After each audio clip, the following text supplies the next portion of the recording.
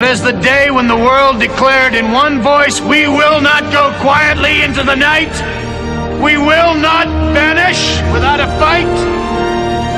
We're going to live on. We're going to survive. Today, we celebrate our Independence Day.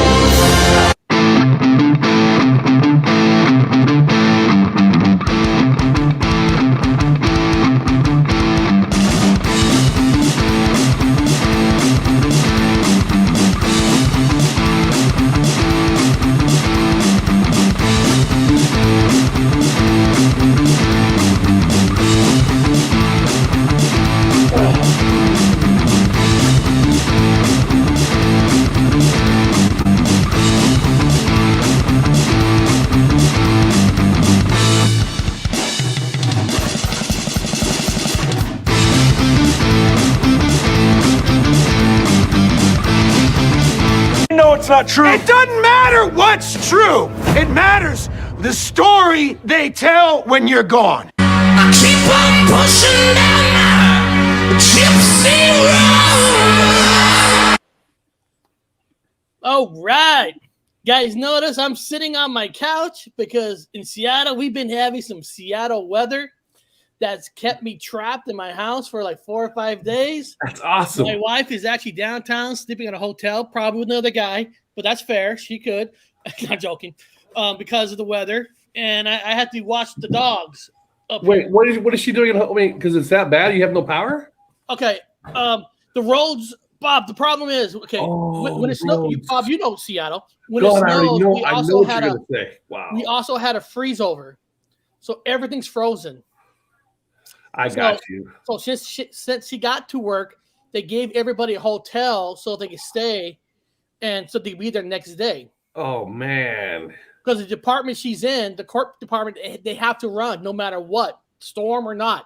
They have to. It's just, it's the law. So here's the question. Are you doing a Tom Cruise at the house? Are you doing a risky business?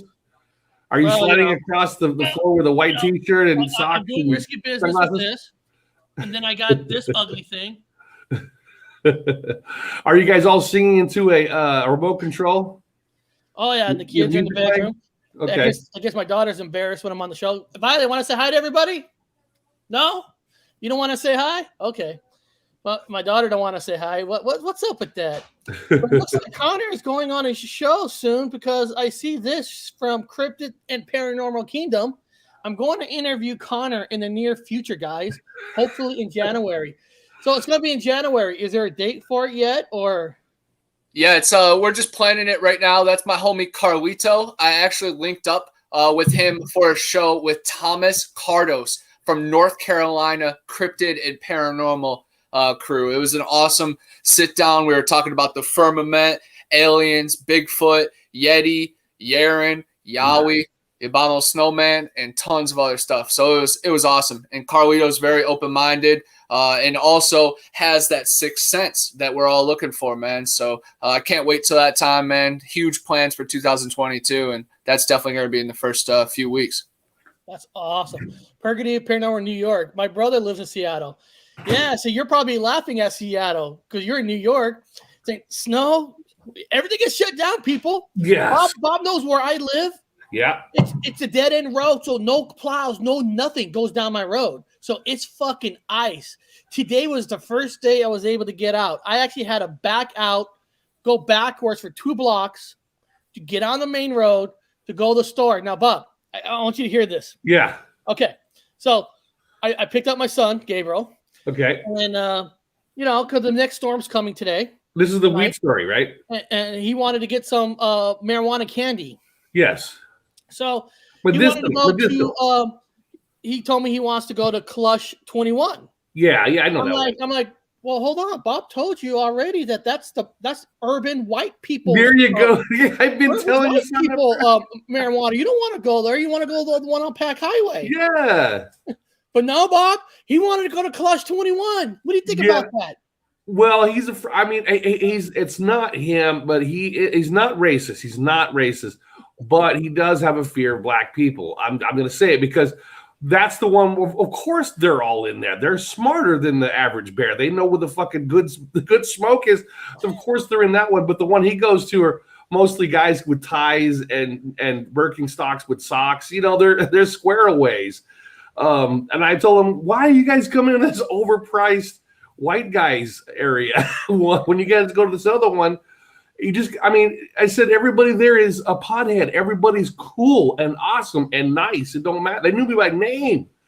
But I talked to him and his buddy to go in there one time. They looked like they were they were scared. I go, why? Everybody here is friendly and nice.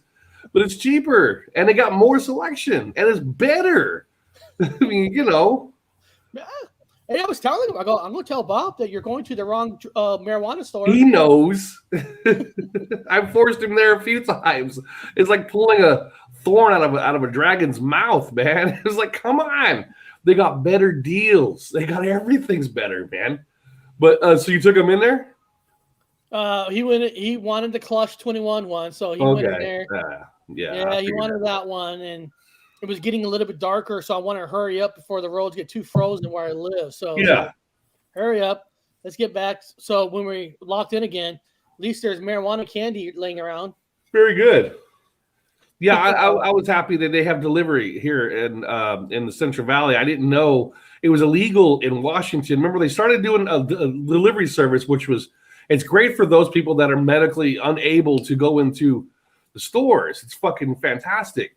Then of course, you know how they got corrupt in Washington. You know, certain crowd took over the industry. We know who they are. I'm not racist. Eric and I are Ashkenazi. We found out. So yes, they are a Jewish group, but they took over the marijuana. And we met the guys that are taking over at a wedding, and so they had great stuff. At a vegan wedding. At a vegan wedding, yeah, we met, and so they basically told us they're taking over. I said, "Wow, so it's going to be all run by rabbis." I was okay, and then they made sure that there was no more delivery service, so you had to go into the stores, which was horrible for a lot of people in Washington. But here in the great west of California, they still have delivery service. Thank God for the people that are medically unable to go into the stores with no problem, and everybody's friendly. I'm happy for them. I hope they don't lose that. This is what I recommend. If any one of you have to go to a vegan wedding, God bless you if you got to go. If you do got to go, figure out where your nearest Carl's Jr. is. Yeah. So as soon as that fucking vegan wedding is going, you know exactly where the real food is. Yeah. Because vegan food, I don't care if somebody's a vegan in the chat. I'm sorry. Your food sucks. That's horrible. No salt, no pepper, nothing. Horrible. Fuck that. It's bad enough somebody's going to be, what's with all these, have you guys been seeing lately? There's been tons of bots now. Yeah, they're taking over everything. Yeah, they've been, you click on it, they're trying to take down your channel. Yeah, today we are going to be talking about algorithms. The Voynich Manuscript. Okay. I solved it. You solved it, yeah. So first of all, if somebody out there have never heard of the Voynich Manuscript, I mean, that's fine. There's nothing wrong with that. But basically, hold on. Okay, we can see ourselves now. There we go. I mean, basically, the Voynich Manuscript is an illustrated codex, handwritten, and otherwise unknown writing system, referred to as Voynichese. The vellum on which it is written has been carbon dated to the early 15th century, 1404 to 1438, and stylistic analysis indicates that have been composed in Italy during the Italian Renaissance. The origin, authorship, and purpose of the manuscripts are debated, which everything in life is debated, which is fine. Various hypotheses have been suggested, including that is otherwise unrecorded script for a natural language or constructed language or an unread code, or other of cryptography simply meaningless hoax. Now, some people call it a hoax, and this is where it's discussed. And now, apparently, what I've read is this book is actually at Yale University. Yeah, it's at Yale. That's what it says. Now, here's something. Now, if you guys want to know what the book looks like, what I'm going to do here is I'm gonna I'll press play where you can see they're going to open up the book, but I won't play it because the music in it is copyrighted. Yeah. And this is just kind of give you an image of what the book supposedly looked like. And Well, we're bringing up lots of images here in a minute because I got lots of. I made an attempt today to scramble it, and it was not hard. It's not that hard.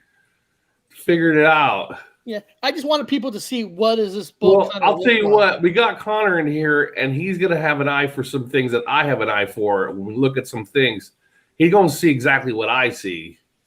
It starts with the word poppy. Look at that. That is an hallucinogenic plant. That's a poppy. That swollen part, right? It's their version of a poppy back then. So all of these plants in there, some of them have a lot of. Well, this book was actually originally in the Rosicrucians library. So it was Rosicrucian. You guys know Rosicrucians, in their private library originally, and then it was taken from there and sold to that Voynich guy later on. But it's down in Italy, but it might not have been written in Italy, but it's written down in that area around the Mediterranean, also next to the Africa where they had the Moors and the Berbers, and the Berbers. They might have been one of the lines off of the early Hebrew tribes. They wrote an early Aramaic type of writing. This, from what I noticed, I mean, I don't want to give it all the way right now. I'm just going to say this, but there are no vowels in this thing. There are no vowels. And early Hebrew generally now, they don't have vowels. So it's written in that style. They kind of borrowed. I know it's women that wrote this too. They borrowed the style from Hebrew, but they went, Hebrew goes from right to left. They wrote this from left to right, but they borrowed that style. So these are codes. I don't care if people say these are codes. It's not a language. These are codes and written by women during the early 15th century, which if anybody knows about the early 15th century, you'd also know about the Inquisition and the Protestants and the Jew conversions and the the Muslim, basically everybody was on a pole on fire at that time. The Inquisition was in full swing. So anything like this, even Galileo at just a few years before this was pretty much brought on trial. Everybody was on trial at this point. So that's how they wrote codes. What do you got there? What is that? Oh, I'm just speeding it up. This is just another video, but it seems like they stay too long on a single page. Yeah. I was just changing the speed. In a couple of the Assassin's Creed games, Rogue and Black Flag, you complete missions and then you get pages from the manuscript and then you start to figure more things out. So it's really cool seeing it kind of leak into modern day fiction or these comic books, but then that of course reveals in between the lines of our truth and realities. Yeah. So when I watch Game of Thrones and The Witcher and the Seventh Son, those all have references to this magical manuscript, and basically I can say that all four of my books were somewhat inspired by this mysterious book too. A lot of people intertwined this Voyage manuscript and the Voyage code into Harry Potter fan fiction. Tom Riddle, who becomes Voldemort, he ends up being very interested in this code and he cracks it, and that's how he's able to touch into the dark sides. So of course, me as the paranormal guy, the extraterrestrials, and maybe even the Sasquatch people, these wild people, I know there is a lot of illustrations in this book that lead me far into that boundary side. So I'm just very excited to see it all unfold and see all the dots connect. And of course, we're going to see some codes unfold right in front of our eyes. Yeah, I'm a code guy. I cracked a lot of really fun, interesting codes. And the cool thing is that Connor's you know about mythology, so if you're going to go along with a lot of stuff, you'll be able to understand it and translate it. What I'm going to be talking about, it's really cool. They even got the Zodiac in there. So once I hit the Zodiac, I was like, oh my God, nobody's caught this. I've caught tons of shit. Wow. The Zodiac alone gives a lot.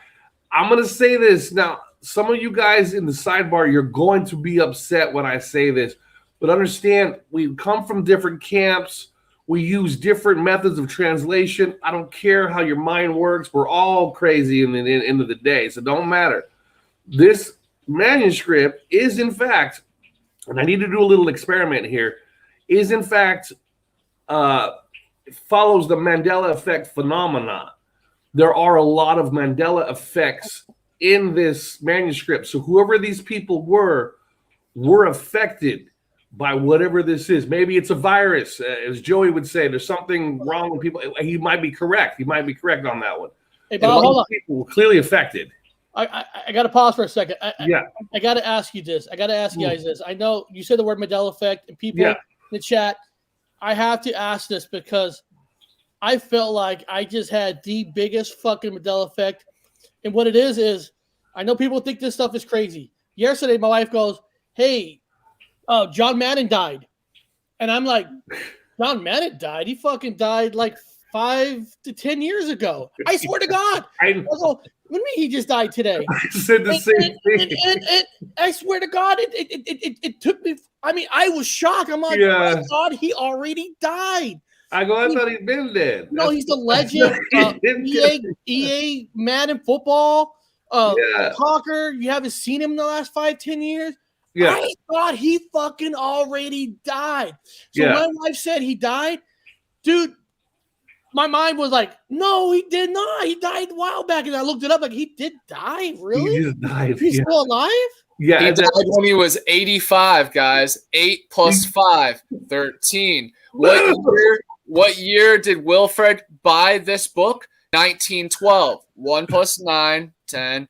1 plus 2, 3, 13. It all aligns, of course. You got it, man. You got it. I was like, yeah, I got the same thing. I have to say a word. I'm sorry to bring that up, but you said the Mandela effect, and it just shocked me to hell. I wonder if other people have a memory of John Madden dying years ago. I definitely appreciate you bringing it up because I did a couple videos on the Madden curse earlier this year, and I want everybody to check them out. I posted them on my community page, but every player that has been on the cover has fallen to some kind of bad luck that next year. And what's crazy is Peyton Hillis, he was a one-and-done player. He's from Cleveland, where I'm from. Go Browns, dog pound, baby. We got a huge game against BF Bud and the Pittsburgh Steelers. He's going to be there. But we broke the curse, man, and that's what it's all about is breaking outside the boundaries that they set, and the gatekeepers can't hold you down for very long.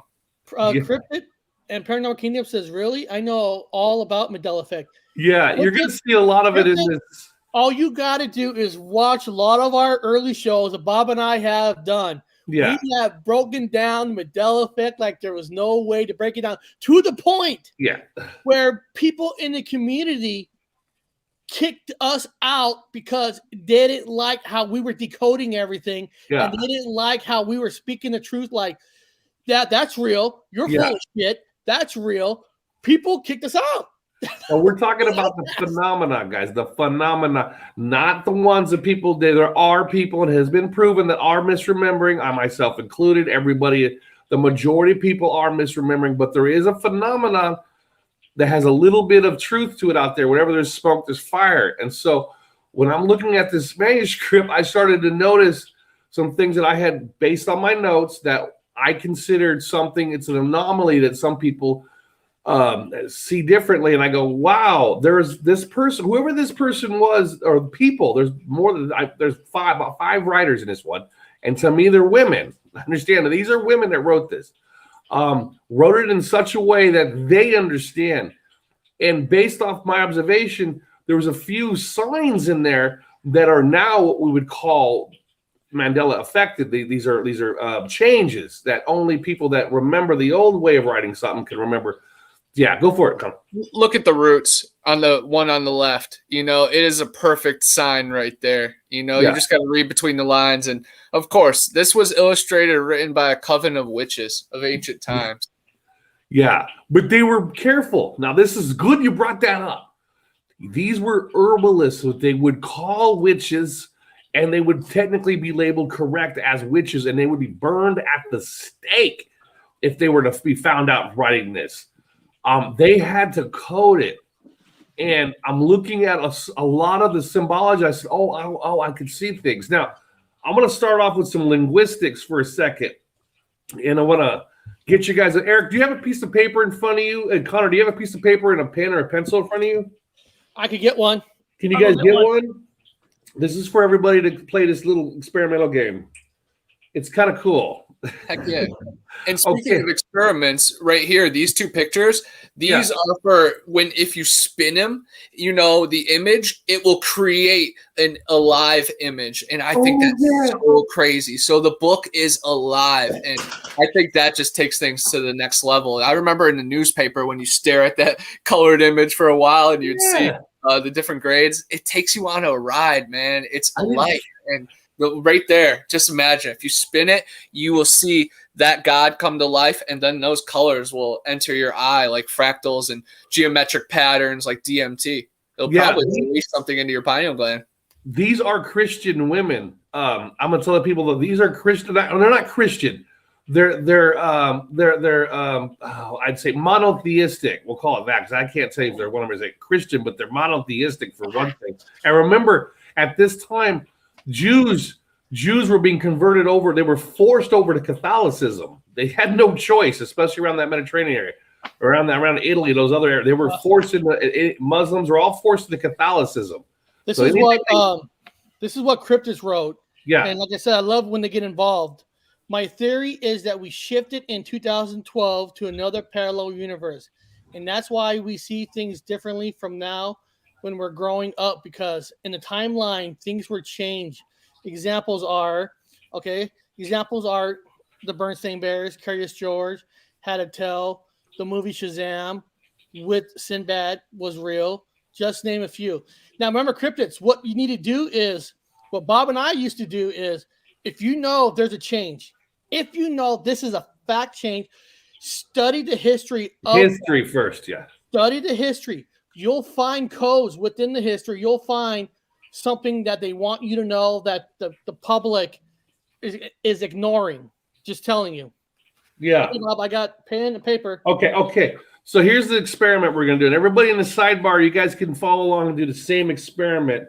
Now, it varies from person to person. This is where I do some weird shit to find out where your brain is, left side, right side, wherever you're most comfortable in. Some people remember a different place. Some people do this, whatever. Hey, so it's called. Is this picture right here giving shots to people? Well, no, that's actually a bath, and I'll talk about that. That's those women are pregnant. Those are pregnant women. Okay. In fact, here's the synchronicity. Connor and I just talked about the last show about women giving birth in bathtubs. This is exactly what it is. This is what I'm saying. They're giving birth in bathtubs. They're giving birth in water. These are pregnant women. If you look at their stomachs, come on. The person would draw, a female that was drawing these specifically drew them not to be sexual. Obviously, a man would draw them much differently, if you guys don't want to talk about. That's why I know women drew it. That's how a woman would draw another woman pregnant. Because there's no hoo-hoos and no extra. There's no man's version of an erogenous zone or whatever. These are women drawing other women, so there's no dirties in it. These are women that are pregnant, and they're in a pool, and they're talking about birthing. This is a birthing thing. Oh. This is more than anybody else has said. Anyway, go into it's called the and symbol. You guys know what the and symbol is, right? There's an abbreviation for and. Instead of putting A-N-D, and you do Eric and Connor. You do the symbol. So draw the symbol on a piece of paper as big as you can. Draw the symbol and hold it up. Let me see what you got. Oh shit! Oh, sorry. The pen. Yeah, there you go. Put the and symbol up and blew it up so everybody can see how big it is. Okay, hold on. I'm sorry. I had to get a pen that actually writes. What am I supposed to do? Okay, you're gonna draw the and symbol like Connor just did, and I want you to blow it up. Okay. Now I got to try to remember these things reverse. Now, did you start from left to right, or did you start from right to left? Because everything's reversed on the camera, I think it is. I started at my finger. I started at the bottom. I started bottom So too. did you start the line at the bottom to the right and go to the left? I go bottom to the left, to the right, and then across. Yeah, because in this place, if you look at the and symbol, if you can find an and symbol, Eric, and then blow it up large and see if it looks like Connor's. Because that's correct. That's correct. There's nothing wrong with that. That is correct. And symbol. Yeah, because that symbol is dominant. It's dominant in this manuscript. It's there. It's a lot. It's there a lot. Yeah, hold on. And from my observation, it's reverse. It's okay. So it's done the way I remember it always being done. Yeah, I just can't tell if the camera. Okay, there it is. So that's the symbol. Okay, from the left, yeah, like Connor's, from the left to the right. And if you look down, yeah, it's already been done from the right to the left. Yeah, right to the left. I feel like we're in school. I know. It's hard. Yeah, this is going to help us translate it. I love it. This symbol, okay, if from you're looking at it's from the right, it's done from the right to the left. It's reverse. And I do it the other way. Let me see if I can find a piece of paper. Let me see if I can hold mine up. Where the hell? I do it the opposite way. It's how I was taught. See, the and symbol is kind of cool because it's instinctive. Everybody can just do it. It's like riding a bicycle. There's no fucking weird things to it. Now, you leave K, so I draw it starting from the bottom right. See, here's mine. See how mine's reversed? Yeah, that's interesting. This is how I've always drawn it. This is how I've done it my entire life. This is riding a bicycle instinct. This is not me thinking about it. And yours is the opposite of that one, okay? That's the opposite and signal. Now, if you look at the manuscript, it's going to be my way. There's Eric. Yeah, Eric's the same as Connor's. Same as Connor's, yeah.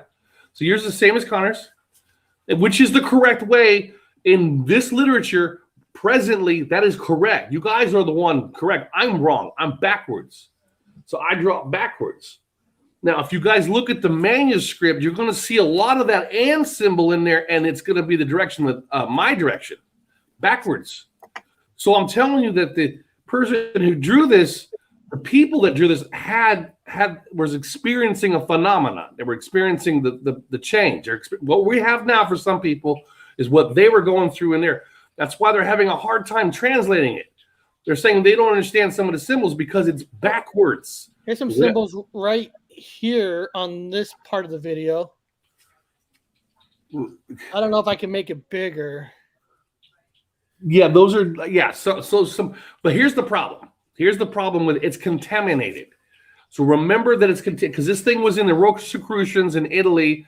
And some other people came along much later to try to translate it, and they put their own Latin symbols. They wrote.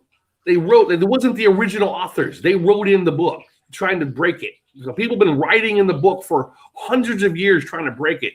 It's not the original authors. So Eric, some of those ones are the original author, and some of them are not. But you'll see the and symbol done in there quite a few times. And in this place is actually part of the alphabet. As in back where I'm from, it was never part of the alphabet. It was never part of the alphabet. Now it's considered part of the alphabet. It's constantly being used in here. In fact, that and symbol is being used in the middle of sentences. Now, there are no vowels in this thing. So what they're doing is they're putting two letters together as a non-vowel, and then they'll have the and symbol. You see this one right here? Yo, hold on. Let me go back a second. It seems like this one. Oh shit, not there. Hold on. That one. It seems like they use this symbol here that in the movie Stargate, where they use the symbols that circle. Remember the movie Stargate to go to another planet. And they got to put it together with codes. I don't know why I was thinking of that when I saw this circle and they're circling symbols, and that one symbol that looks like a half triangle, a line up, looks like the exact symbol they needed in that movie Stargate. Well, it's also reminiscent of this will be Connor's area of early flat Earth maps. where they had the stratigraphy of the dome and layers of heaven and layers of realms of other entities living Hold on, within Bob. This is a good one for you, Bob. Yeah. So, Dr. Wu, you know too much. How did you have an accident yet? So how do you know so much and not have an accident yet?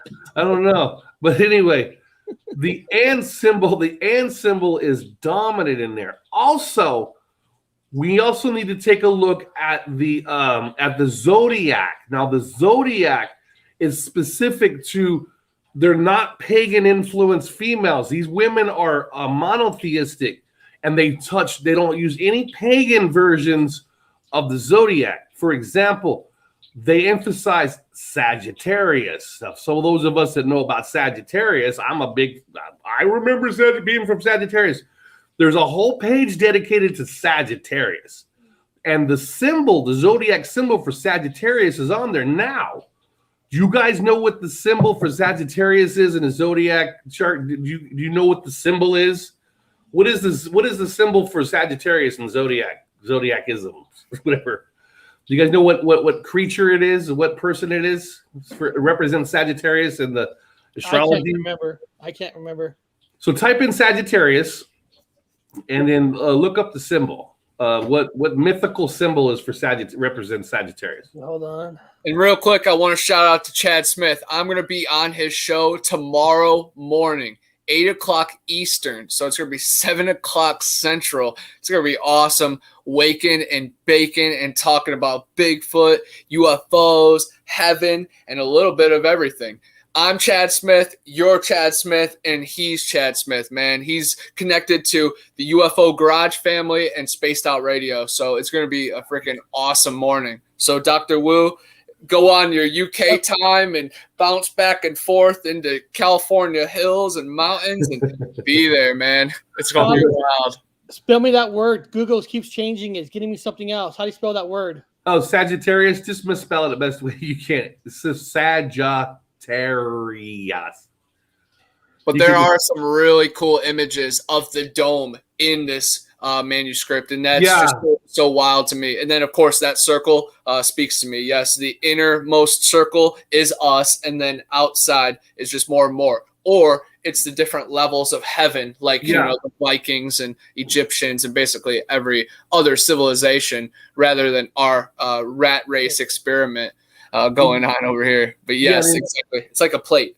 Yeah, like antiquity. That's how Hebrew did. That's a Hebrew method. So obviously they were changing the word on me. I'm getting other words. You're not getting Sagittarius. I'm going to change it to statutudis now. No, Sagittarius. SAG. Here you go. I mean, I need to call up one of my astrology girls. There we go. Okay. You can school us all. Yeah. So what's the dominant symbol for Sagittarius? What are you seeing there? Well, besides that, Eric, the animal. not the symbol.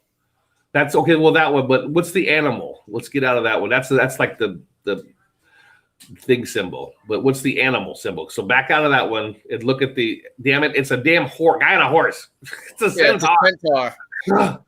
It's hard to get this one out. Harry Potter. It's a centaur.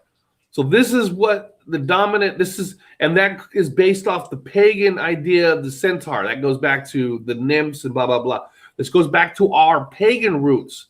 This is old and ancient and goes back to pagan roots before Christianity, before all those other religions. This is back in the day. It's a centaur. Now, if you go back to the Voynich transcripts, you're going to see the Sagittarian. Magic's happening. Magic's happening, Bob. You're talking about the codes. Read this. Gypsy, I just had a wicked deja vu moment. I have watched this exact moment of your stream before. Made me lightheaded. Well, welcome back to this show. So now don't remove the word Sagittarius. At the end of Sagittarius, Eric, in your title head, now put Voynich Manuscript manuscript. Just put Voynich transcript at the end of the whatever you typed in, then put Voynich Manuscript. You're going to see their version of a Sagittarius zodiac symbol. I'm a Virgo myself. Virgo's on there too. This whole thing is completely okay. So there it is. Now, their version in that first square, no, get out. That's the version we have now. There it is. So that's the version. That is Sagittarius in the Voynich transcripts. That is the hunt. That is that. Bob, time out. Yeah. There he is. There's Gabriel. He's the one that went to the white or the urban white drugs, the marijuana store, not the one on Pike Highway. He went to the white guy's one with the tie. All right, I'm sorry. You continue. Okay, so this is their rendition of Sagittarius. He's not a mythical animal. He's not a mythical creature. He's a man. His 2 legs, he's got 2 human legs. Let me specifically say this. The majority of the Zodiacs at the time, at the Renaissance, all through antiquity, they always had hooven feet. They look like either a goat or hooven feet is the word of the day to take home. They've always had feet, hooven feet. So they were a horse, they were a goat, they were some sort of nymph, half man, half animal. This one is one of the rare ones where they're human. It's a man. So they've taken monotheism, the Christian concept or the Hebrew concept, and applied it to the Zodiac. Instead of putting a pagan symbol for Sagittarius, they wrote a man in there, and he's got a crossbow, which was being used at the time. So it's very specific, guys. Just the fact that he does not have woven feet or hooven feet means that these people were monotheistic. Well, Bob, here's a question for you from our friend Texas Danny, our good friend Texas Danny. So may I ask, who is Voynich or whomever? Voynich was the guy who bought it in 1919. He was in Italy kicking it around. Obviously a very rich man. The story doesn't make sense. It's a lie, but he was a rich man who managed to get this manuscript from a library that was from a Rosicrucian organization. They were if you know about Rosicrucians, you'll know that they are tied to the church also. They're another branch of the Catholicism. One of the other ones that was converted over to Catholicism. Like they were probably originally Islamic or they were Hebrews, and they were converted over to Catholicism. So they had to hide everything. They're called the Rosicrucians. So and they had this manuscript. How did the book go from him? Somehow, if I'm reading right, it's money. a Yale. How's it a Yale? He bought it with a big ass, fat ass wad. He was a rare book collector, and I think he was onto something a little deeper, because when he was reprinting these books, he actually found secret messages and hidden names in it. So I think money had a lot to do with it. But I'm thinking, Knights of Templar, Middle Earth, the firmament, this hidden knowledge that is so sacred. So I think it's very special. And I don't even think it's a real copy at Yale. Same thing with your old place at work. You sold a lot of stuff, but I think it is all facsimiles, ancient replicas, because the Queen probably has all of this. Original. Yeah. So in the Zodiac, they have this particular guy is a man, not a nymph with the crossbow, which represents the regular bow. That represents astrology for Sagittarius, and it's a dominant page. You understand? And it has what Connor talked about in early Hebrew, the firmament. They have I gotta flip some potatoes. Can you explain to them one more time, Connor, what the firmament looked like in early pages?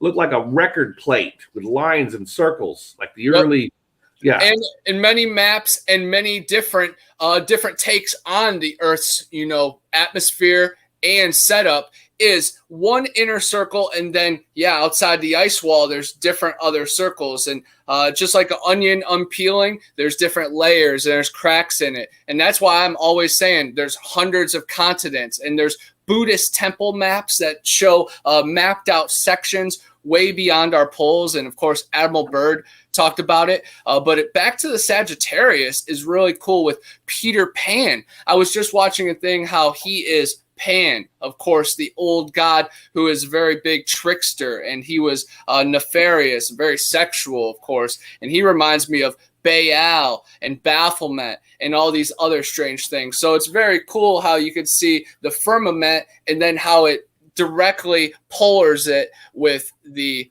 Baal, the goat, the ball. So it's just an interesting sun and moon division. And yes, if you look at all the maps, guys, it goes outward. Earth is a plate that keeps going on. And like these images in the books, if you spin it, it creates a lively image. And I think they were trying to tell us a story onto the next thing, what's out there. Yeah. So what he's saying is, I don't care if it's not your camp. It's always it's not the discussion. The discussion is that the person that wrote the people, the females that wrote this book, were a believer in the flat Earth firmament because at the time it was flat. I don't care whatever your camp comes from. The way he described it is how these books are written out.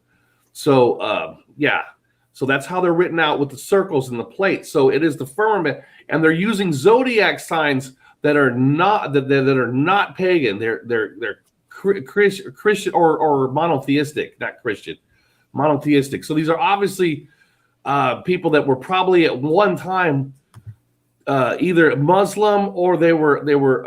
I'm betting on Hebrew if I put money on it. Females that were forced to become Catholicism forced them over to their camp so they wouldn't die, and then they wrote these in codes. And again, with the and symbol, the way they wrote it out is the way I write it. And some people with that memory, which is wrong, by the way, let me stress that it's wrong. I'm incorrect. I'm writing it backwards. So they wrote it also backwards. And also, much later, Eric, in the manuscript, you're going to see symbols of the moon. Now, the moon has a crest.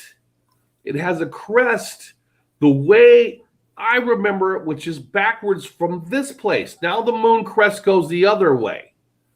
It goes the other way, but in that one, it went that way. So everything that they're writing within there, they're showing symptoms and signs of the phenomenon, of the Mandela effect phenomenon, even far back as then.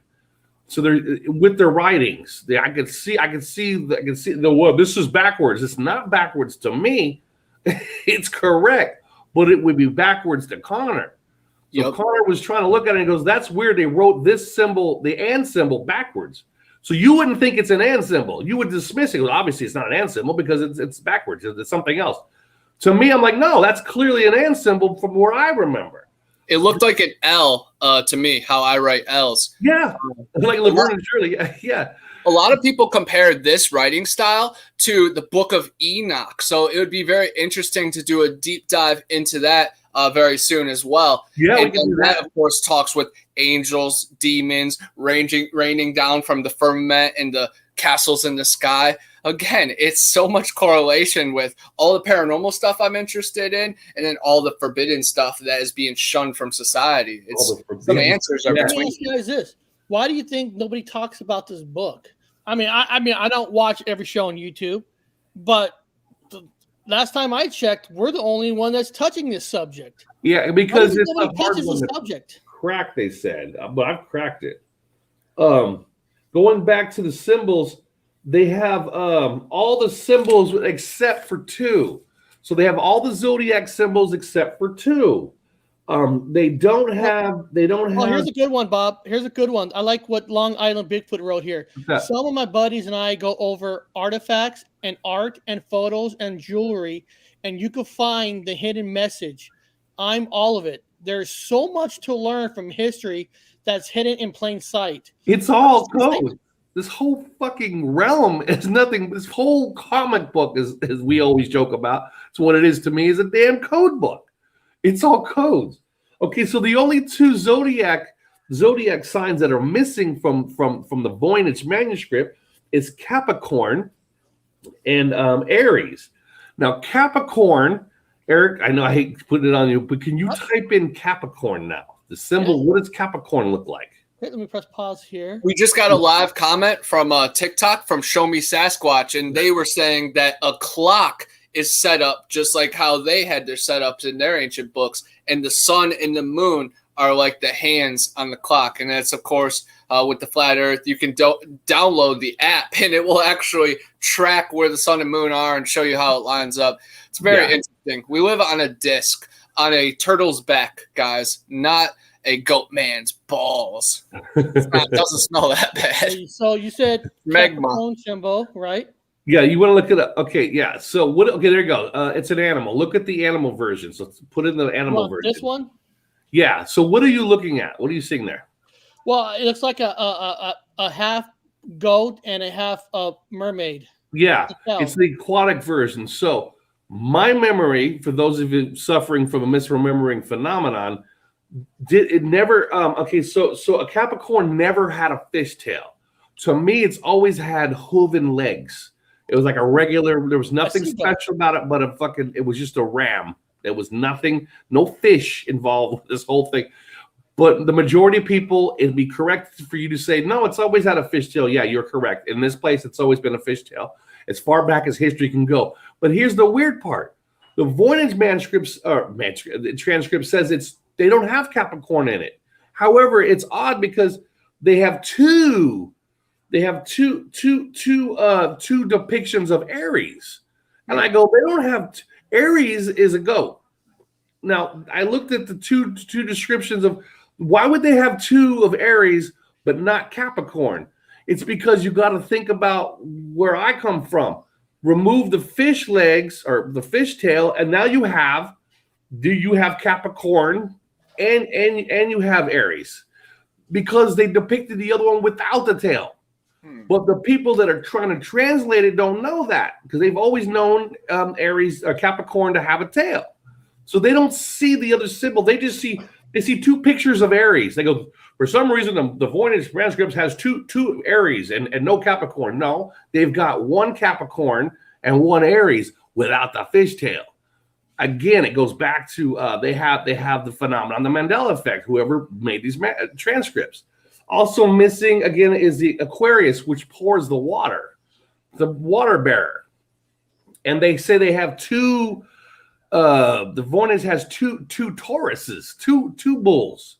Now, they have two bulls on there. One of them is a dark brown and one of them is a light brown. So one of them actually represents Aquarius. And it's ironic because we're moving into the stage of Aquarius.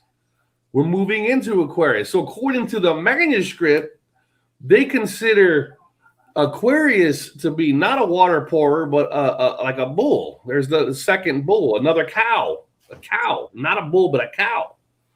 So they've eliminated Aquarius in the Voynich manuscript and replaced it with Aquarius with a cow. It's a weird conundrum of having two different versions and I'm eliminating the sea tail and it means something else. It's very confusing but very interesting.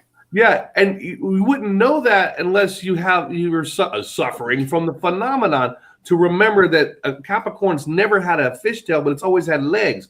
If you remember them having legs, then you go back to the Voynich manuscript and say, no, it's not missing. That other one they say there's two of, no. One of them is Capricorn, and they say it's missing, and one of them is Aries. So that's that one. And Aquarius is missing. It's been replaced by a cow, not a bull.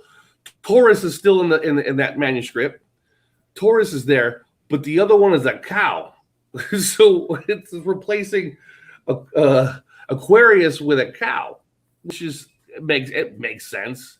Now because in the Bible and in the Torah they say cattle. That's another weird change that a lot of people with the phenomenon say. I don't remember the word cattle ever being put into the Bible. It's always been ox.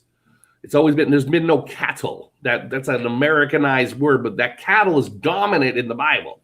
Now it's dominant in the Voynich manuscript. So it's kind of a weird, I can see where it's coming from. That with the backword and, which is the way I remember it. And and now but we should go into more and type in zodiac signs in the Voynich manuscript so you guys can see what I'm talking about. Eric, maybe we should do that so people can see. There's specific pictures of the Voynich of the Zodiac symbols in the Voynich Manuscript. It's really interesting to see their version. I call it the Hebrew version of the non-pagan version of the Zodiac. You've of course heard of those tribes of those people that they don't have any head, but their face is like on their shoulders, and they just walk around.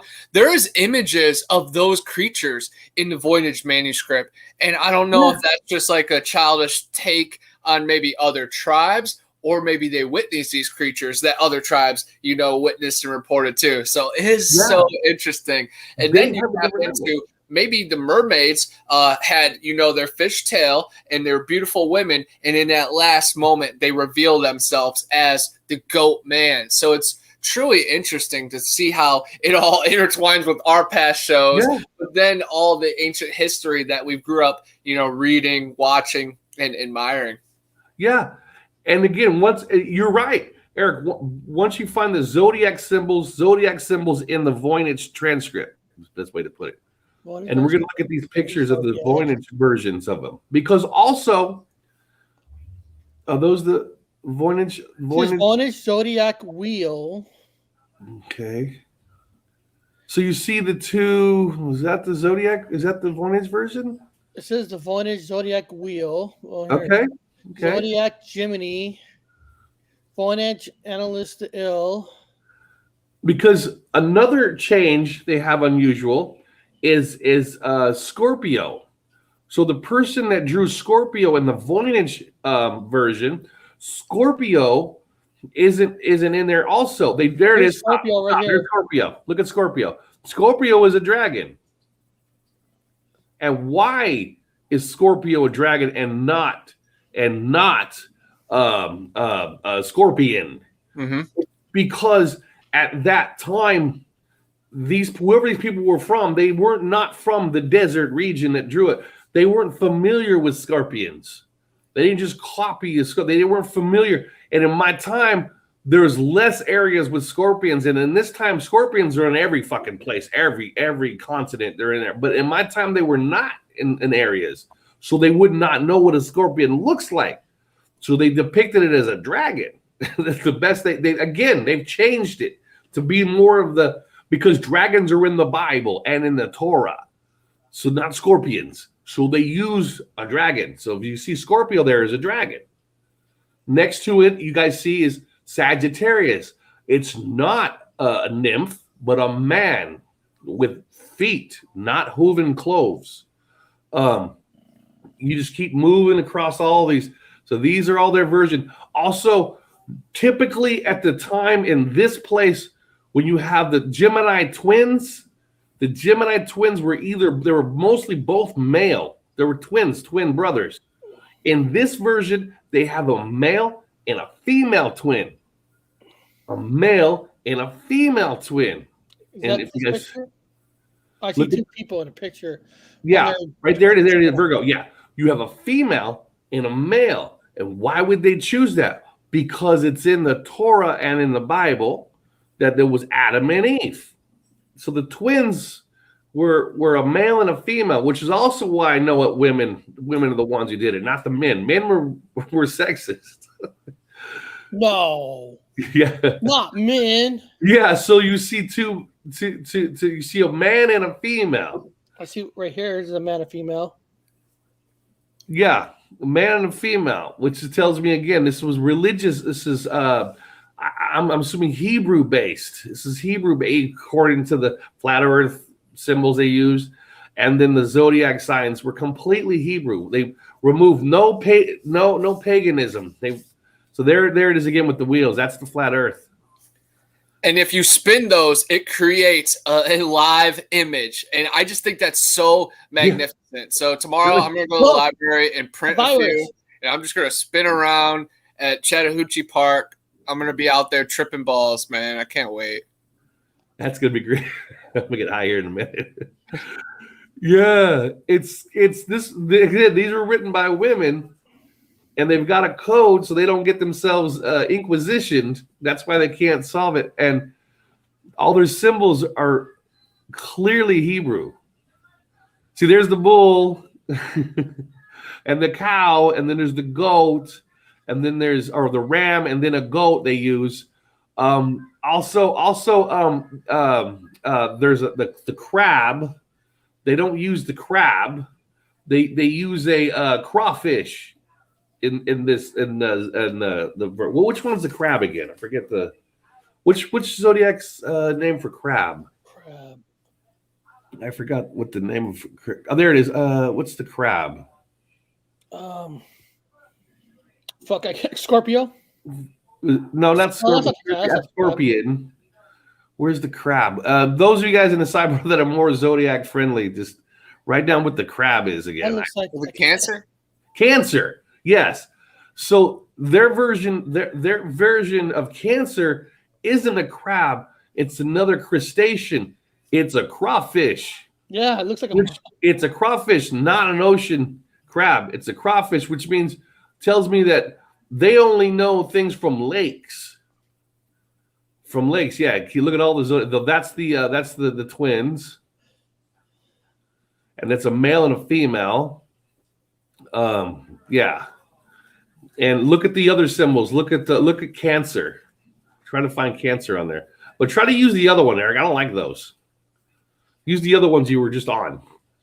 Okay. Some people thought that Leonardo da Vinci, was behind all of this, and wasn't he famous for like being able to write and draw with both hands? So imagine that might be behind all of that, even if he's not the one, the inspiration of that. So I would love to see some of these images mirrored, and I'm sure we would be able to see some things. Man, if you look at images of the forest mirrored, it really comes alive, and some wild stuff, man. And there's Cancer. I think is that the one in the corner, the upper left corner. Yeah, it's the one all the way to the right on top. It's the See that's like it's not a crab. That's a crustacean. That is a different kind. That is again, that's like a something other than a crab. You know what I'm saying? Now, Bob, do you know if who's technically allowed to access this book by any chance? Anybody. Nicholas Cage.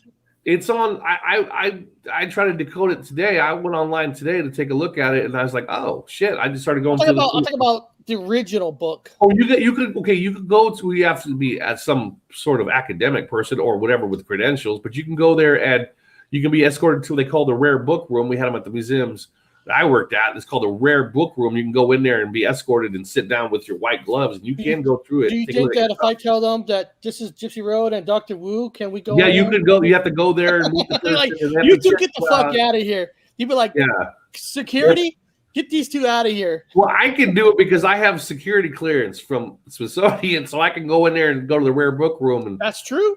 That's true. Yeah, that's why I can access some certain things online still. But yeah, so Cancer is like a lobster or a crawfish, which means here's a better one. Yeah. There we go. There are some good ones. There's our perfect ones. So Sagittarius, see them all. Then Well, they're all here. They're all here. Scorpio. Yeah, and see how their versions are. You got this weird devil, deer, whatever. See, there's Taurus, okay, and they say Aquarius is missing. They replaced Aquarius with a cow. I know people are saying it's not a cow. No, that's a cow. That one's a bull and one's a cow. So Aquarius is feminine to them, and they considered it a cow. And then the Taurus is masculine, and it's a male, and it's a bull. So they replaced Aquarius with a cow. So it's all the Zodiac is there. And they're saying Capricorn is missing. No, Capricorn's not missing. They have an extra goat that they don't know anything about. Who's this lady? Like, is she like holding up a star in the far left? It's like in the blue. It's like she's got her hand out and there's a little stick and a little like star. Well, which one is it? Next to the animal with her star. Yeah, but what is she? Which one of them is she? Is she Leo? Okay, Virgo. That's Virgo. I think it's Virgo the Virgin. Yeah, it's a female virgin. Now take a look at her for a second. She's unusual because she's got short hair, and women back then didn't cut their hair short. The only women that cut their hair short were nuns. And so she's got a hat. Either her hair is tucked into the hat or she's got short hair. Now, if she's got short hair, women don't have short hair. Not religiously, they don't have short hair. So that means she was a nun. So she's a virgin. If you were nuns or witches writing this book, which I know they did as females, they would use the virgin would be a nun with short hair and the cap on. So that makes sense that they would have her with short hair because nuns had short hair and nuns are the ones writing the book. And what would be the best virgin? A nun. So they've used a nun for the symbol for virgin, which makes sense. That one. I just loved how in those images it had as above, so below, with the writing, and of course there's heaven and hell above us. And we're right in the middle ground, and we have to make the most of it. These are ladies, dude. Like you said, that's in the cabal. That's the cabal. That's the oral tradition. They're writing into this manuscript Judaism. Women that are non-priests, they should be rabbis, but they're not. In this, well, maybe I don't know. Women rabbis, if you would want to call them that, are the ones writing this, and they're using, like I said, they're using the cabal to do all the symbols, including the women with the short-haired gal, the virgin. I can see it. Also, a lot of people said that the girls were on the run writing this. So, of course, that goes back to your code, or they were being held captive. So this was their only way to, send their messages, and share the knowledge across. So, it's pretty amazing to think that. And maybe they were, stripped of their hair back in the day, too. And maybe they took power inside of that. I know the TV show called C, a modern show with Jason Momoa and BS Dave Bautista. All the ancient prophets of their time have short hair, and it's just crazy to think back in the monks. And it's the opposite of Jesus, but it's very interesting. Again, the polars. Yeah, well, Jesus would have been. Jesus, if he was a redhead, would have been bald. So. At his age, he would have been bald. He wouldn't have had hair like that, like fucking Fabio. I'll tell you that right now. Okay, so the plants. Now, here's the other part. Here's the other ones. Now, let's start talking about the Voynich plants. This is where Connor's going to fucking shine. Connor, I didn't have to say it. You've already spotted the poppies. Mm-hmm. There are many different psychedelics and different things that, yes, they were medicinal purposes, but clearly there was ancient knowledge that these, pages were supposed to just lead you to. This book doesn't have all the answers. It gives you the ingredients to find them. You have to walk the walk. It's kind of cool. Hold on. I got to flip potatoes. I highly recommend Hawaiian baby wood rose seeds, guys. The ancient people used them to contact spirits. You can buy them legally online. Hawaiian baby wood rose seeds. And then look how to extract them.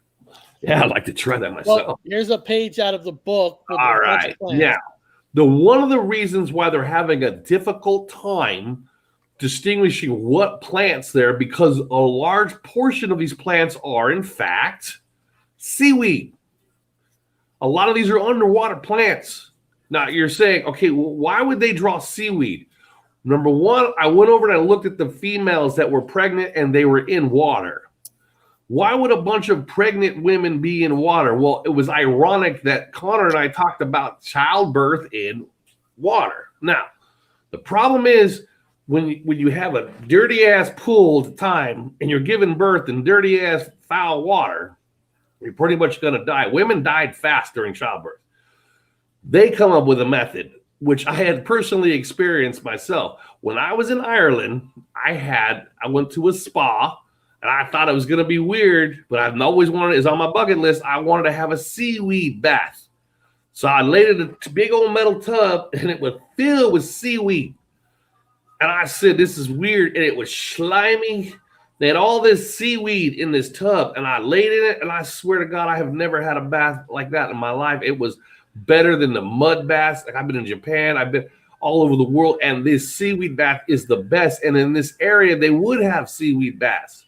It's probably considered magic, dark magic, but it was fun. Even when I dunked my head into the water, my eyes, It's like I had contact lenses. I didn't have to wear no glasses. I could see it large distances from the seaweed film on my eyeballs. It was amazing, the feeling of that seaweed. So these women in that weird ass tub, it's dark green, the same green as this, is seaweed. Now, how would you come up to that? Let's do some facts. Because seaweed. Wow, look at that root. That root looks like more of a. Some of them are plants. That's where Connor could jump in there. Some of them are plants, and a lot of them, if not most of them, are seaweed. And so, it could also be right there, chemical makeup. You know, it could be a deeper image. Yeah. As you can see all the different pods, that could be some kind of different secret. But real quick, as the Bigfoot guy, seaweed, guys, as you guys have heard on so many different encounter reports, and then insight from like Owlman, they use seaweed to bathe in, to sleep on, to eat. It has many nutrients and medicinal purposes for your skin and inside. So, man, the seaweed has the answers. And again, the ancient people have found it. Maybe Ponce de Leon and the Fountain of Youth, and again, the Garden of Eden, it had a lot to do with seaweed, guys. And then you look back at, you know, these ancient Asian tribes, and they all lived in aquatic worlds. You know, they didn't have roads. They had they rowed their boats, man. It was magical. You go back to the ancient gardens. There's a question. Yeah, I saw that. Bob, question is for you, Bob. How much was the seaweed bath? It was about 50 euro, about 50 something euros. In Ireland, right? Yeah, and it was in Ireland. Yeah, it was in Ireland. And yeah, and also like Connor said, it's because the chlorophyll inside of it's basically liquid energy in the tub, also completely sterile. So again, if a woman was to have a baby in a tub, the most sterile place, and listen, I'm gonna say this, the lubricant from the natural seaweed would help with without going into details, childbirth. It would soften the labia. Anyway, without going into the dirty talk, it's easier to have a baby and safer to have it in sterile seaweed. Now, Bob, if people used to investigate the older mermaid pictures, I'm not talking about the ones that all come out now. Older mermaids used to always have them out of the ocean with seaweed wrapped around them. Yeah. A lot of them. It's like almost like a clothing. Yeah. So the women in here, you're going to see pictures of pregnant women in a dark green tub, whatever, and they're putting in seaweed. Also, I would think that another medicine method would be if you were to take and add not just seaweed, but if you had a poppy of some flower. You know what I'm talking about? A painkiller. Poppy painkillers. Let's put it that way. Whatever poppy's in your mind, painkiller, add it to the seaweed water. So when she sits into it, she gets it's a brilliant concept. She gets into the tub. It's seaweed. So she's on all the sterols and all the extra beautiful stuff to have a baby. It's sterile. It's completely and it actually works up in there and it's safe. It's safer than them slapping some petroleum jelly up in with the seaweed has its own natural lubricant. Well, look at this. This is what it says here. So her body's like this. It feels no pain. Look at this. Seaweed. Seaweed is an increasingly popular ingredient in cuisines all over the world. It is the best dietary source of iodine, which helps support your thyroid gland. It also contains other vitamins and minerals, such as vitamin K, B, zinc, and iron, along with antioxidants that helps protect your cells from damage. So the Voynich manuscript is written by midwives. It's written for other women. They're midwives, and they're talking about birthing in a seaweed tub. You understand, with seaweed and water and seaweed, and they also put things like poppies in there, also probably in there, and it took the pain away. So imagine, ladies, you're having a childbirth with no pain because they not only got seaweed, they've added all these other plants ingredients into the mix, including poppies that it has pain, whatever, anti-pain medicines like a coca or whatever. And it Anyway, improves heart health. yeah, like poppies, for heroin, Anyway, so early forms of Reduce cancer. Imagine the benefits it does for the child, though. Oh my God. Being introduced when their pineal gland is so fresh and ready to absorb, and it's right there, surrounded by magical seaweed. Oh my gosh! So my proposal is the Voynich Manuscript are midwives. They were obviously converts from Judaism, forced into Catholicism, forced into exile, whatever, to rewrite their stuff. And in the middle of non-vowel words, they're just telling you little messages on how to do it in the sea bath, in the seaweed bath to give birth. It's a birthing book. It's from midwives.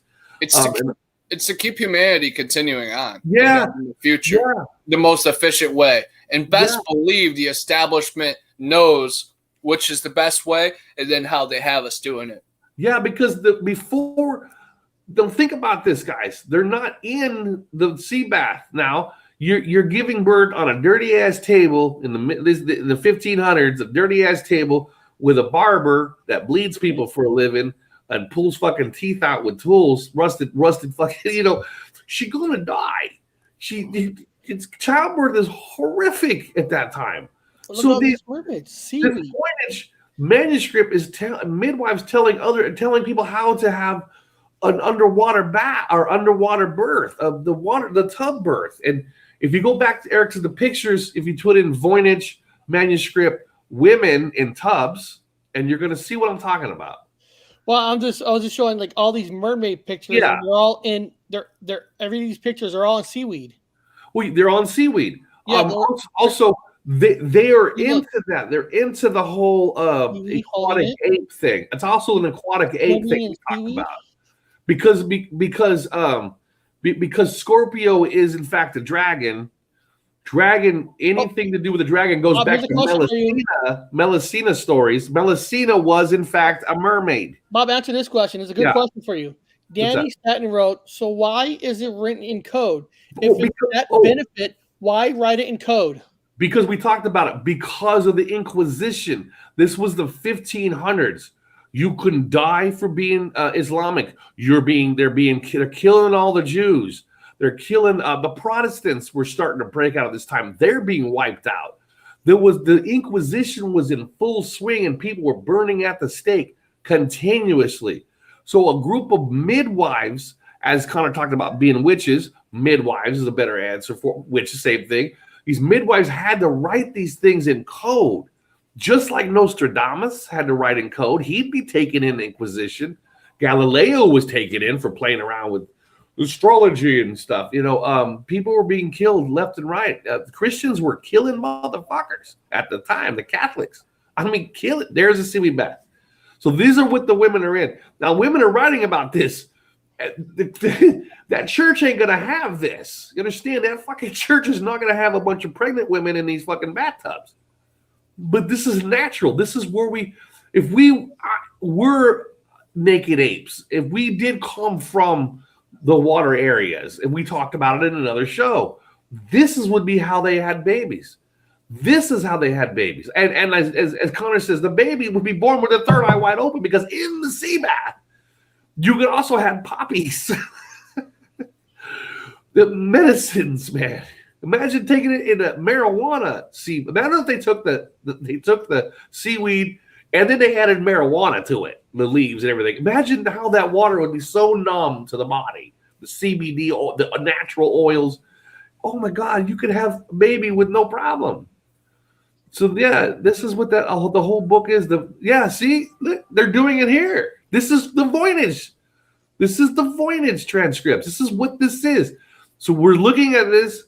Then Eric, eventually, after we get a good look at all of this, and then compare it to the pages in the Voynich manuscript, you'll see the same thing I'm saying. I'll believe you guys. That's the greatest bath ever. That lady's baby grew up to be George Washington. Oh yeah. It looks like they're enjoying it. Oh, they're enjoying it. I mean, that's the best way to have a baby. That's what the Voynich transcript's saying. Women, have your babies in a sea bath. If you need a painkiller, they'll just add it to the sea bath. You don't need a epidural. You don't need that spine ass thing. You could just sit into the bath. They've got all the natural plants in there that'll numb the whole body down. Natural lubricants, natural everything for the baby to pop right on out in the sea bath. What did you want me to look up? Voynich manuscript, of course. Again, women, naked women. Just put naked women. Yeah, Voynich manuscript, or just put Voynich manuscript, naked women. Yeah. And again, these women were drawn by women. That's why you don't see hoo-hoos and a man's interpretation of what a woman looks like. A man's going to add the extra because that's just what their instinct is. But the women are going to have the extra. That is, there is a pregnant woman right here. Okay. Right here. See? So she's in a tub. She's in a tub. And this is seaweed. No, that's what seaweed is. See, pregnant women in a tub.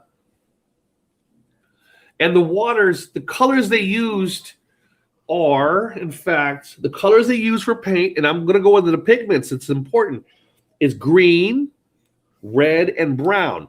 Now, seaweed is green, red, and brown. Also, Connor will back me up. Seaweed also has its seasons. So it changes color in the seasons. So red seaweed will change to blue, and brown will change to orange. So there's a variety of colors. And so all the colors of changing seaweed and seaweed in general is in the depiction colors in the book. All the changing colors. And it also, their Zodiac is basically a calendar telling them when the seaweed and sea plants change seasons and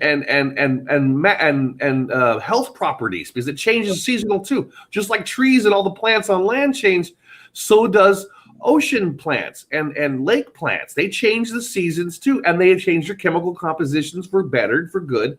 Yep. So, and they have different sections during the year of when they are more effective or not.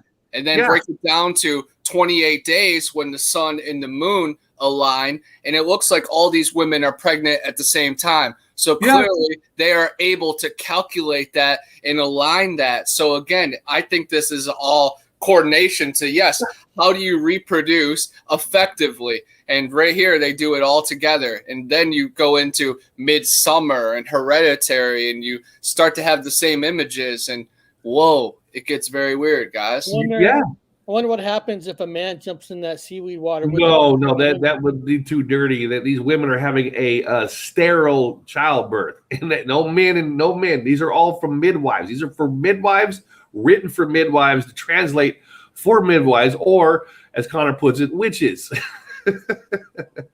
They'll have to code their shit so the Inquisitioners don't come and get them and burn them up. Now, there's also colors blue in there. Now, blue is a rare pigment color, and it was difficult to make.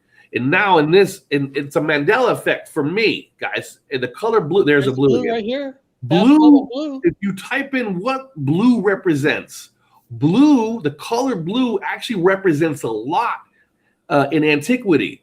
It means holy.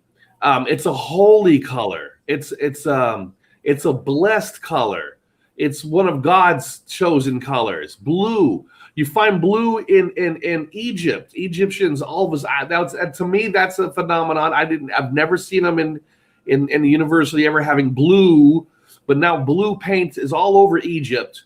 It's dominant, and a lot of the Buddhists have blue eyes. A lot of these statues have blue eye, blue this, blue that. Blue is a very special color, and this person has went out of their way to make blue paint, which is difficult to do, especially where they were at. But blue is made from it was made from a type of rock. It's called smalt. It's smalt in the area. It's finely ground blue glass. So it's a finely ground blue glass to make the color blue, which is amazing. They could make this color in this time. They didn't have blue, but now they have blue. And this blue represents she's in she's giving birth. So she's in there and does the plants. You can see and that's actually ovaries, by the way, guys. Those are ovaries. You notice the ovaries? For those of you guys that remember what ovaries used to look like, that's what ovaries used to look like. Now it has like a line, looks like a damn sheep's face. But those are ovaries, and she's in the center, and that's blue. And that means she's giving birth. It's the godly color. So Micro, macro, man. It's crazy how it's like a conundrum in the same picture. You know, it shows the actual body part, but then they do the same formation. It goes back to synchronicity, ancient ley lines, all the convergence, facing the east and watching the sun as a sun worshiper. Yeah. Every 28 days, you know, that's the woman's cycle and, of course, the earthly cycle. So if you can align with that, then imagine the offspring. It's amazing. Crazy. And then you start thinking about the Pleiadians, and the Pleiadians are linked to this book too. Oh, man. You don't even know yet. So you're correct. You're so correct that you don't even know yet. Another page in the Voynich Manuscript shows the moon cycles. The moon cycles is the menstrual cycle. Mm-hmm. It goes back to the birthing pond. What you said was they know the menstrual cycle, and they have in there. You got to look up moon cycle, Voynich Manuscript moon cycles. If you type that in. And the images of the sun and the moon, they're alive. That's what I love. They're alive, man, and they are deities. And again, I always say the planets and the stars are not space rocks. They are deities in the sky, in the firmament, in our space, not outer space, in our space. Our space. And they even said that's science now. They've now just changed it. The moon is within the Earth's orbit. Okay, well, then what you said is correct. It's within the firmament. So even the flat earthers have a lot of truth when they talk about. They're basing it off the Hebrew version, which is in the Torah and all that fun stuff. But correct, man, correct. Barrett can find that one where the moon chart, Voynich Manuscript moon chart. It's only. Oh shit! Where the fuck am I? Oh. Hey, Carlito, if that comes up to me, man, I would definitely be interested. Goblins and witches are right up my alley. I grew up right by the Witch's Ball. And, of course, Crybaby's Bridge. And I was looking for goblins today in the Skunk Ape Mecca. The Voynich moon cycle, the only thing it gives me is basically like this picture. Well, it's the moon cycle, but there's also one with moons in it. Maybe that's one of them with the moons. You just can't see it. But it's got the moon. It's basically the menstrual cycle. It's exactly what Connor said. It's exactly what he was talking about. He didn't even know it was probably in the book. And you're correct, Connor. Connor, it's in the book. There's the moon cycles. There's the moon cycles. Now that's the old crest moon. That's the old crest from it used to from Sagittarius where I'm from. That's where the crest was that way. It was opposite of my hand is here, but it would be this way. But anyway, the moon cycles are on there, which is the menstrual cycle. So they definitely did the menstrual cycles on there and for the gals. So this whole book is nothing but it's a birthing book, 100% birthing book. With using Hebrew Kabbali style stuff to do the whole cycle. Yeah, it's a birthing book. There is your Voynich Manuscript right here on the Gypsy Road Show. We solved it. That's what it is. Connecting dots in the sky, man. The real stars. Yes. Utilizing exactly what Connor talked about, because that is in the Cabal. The planets are living thing. Everything he said is exactly how the religion goes, the philosophy goes, whatever your cup of tea is for the religion. But it's in the book. I mean, 100%. That's marijuana. Yeah. I mean, that's amazing. Connor, tell me if that ain't marijuana, man. Oh yeah, you can count them right there. You see the bud of the flower at the top. You see the leaves, and then the particular style of leaves and the flower. How would they know about marijuana? Well, the Moors, they had it. It was around as a wild weed, early forms of it. But yeah, and they could have taken this also and combined it into the bathtub to get rid of relieve pain. So that's they're trying to say it's other things, but they basically that's marijuana leaf, man. These are all medicinal medicines that give you a buzz. Speaking of which, I'm gonna have me a hit right now. Yeah. See, they're trying to compare it to early Hebrew, which was the early form of Arabic, which is what they used, but they couldn't use it because they can't be found. They used an early Arabic Hebrew writing, but they split it. They had no vowels, just like the early Hebrew, and they used and symbols in the middle of words, so it's like a running word. And I'm surprised no linguist has identified the and symbol in the Voynich manuscripts. Not one person, because it's done backwards. I remember it the way it's supposed to be and the way it is in the book. That means these people, again, are experiencing the Mandela effect phenomenon. They have a different memory of things. So they've written either that or they just purposely wrote it backwards. But I think. I'm just putting in the chat the paranormal, Cryptid and Paranormal Kingdom, the show that Connor be going on. This is the link to the channel if you guys want to subscribe and save it, so you can look out for that interview when Bigfoot Anon goes on there. Appreciate that. And if you could find the Chad Smith podcast link, he has the link for my show tomorrow morning. I hope to see all you West Coasters there. It's going to be 7 a.m. for me. You know I'm going to have one rolled and ready, fresh off the dab. But I'm really looking forward to it, man. Chad Smith's got a good thing going over there with, of course, Sonny from Paranormal Chop Shop. They got Mel pretty much being the backbone secretary. So they got a beautiful thing going. And I love the morning show vibe. Of course, me and Eric did a few of them, but this one's going to be super early, 7 a.m. for me. Can't wait.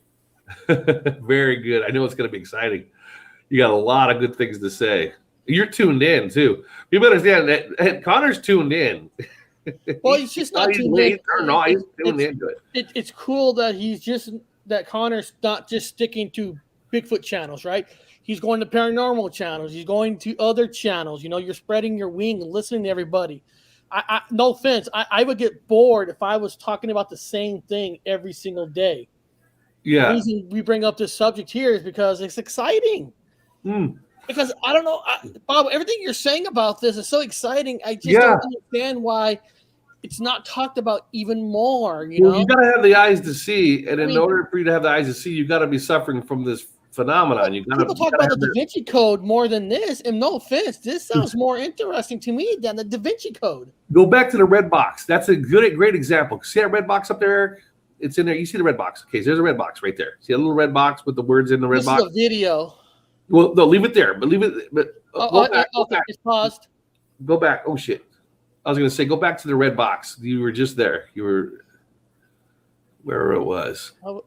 You mean in the video? Well, yeah, I was just going to have you put the picture that you had was perfect at the time, but you moved it. Okay, anyway, within the red box, they had the and symbol. And the and symbol was in the middle of a good example was why would they put an and symbol in the middle of a word?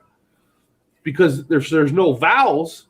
They're not using any vowels. They're basically it's their version of emoji. And the and is an emoji. And even the and I think is in the Bible now. I'm not sure if it showed up in a lot of the and symbol is in a lot of shit in antiquity now.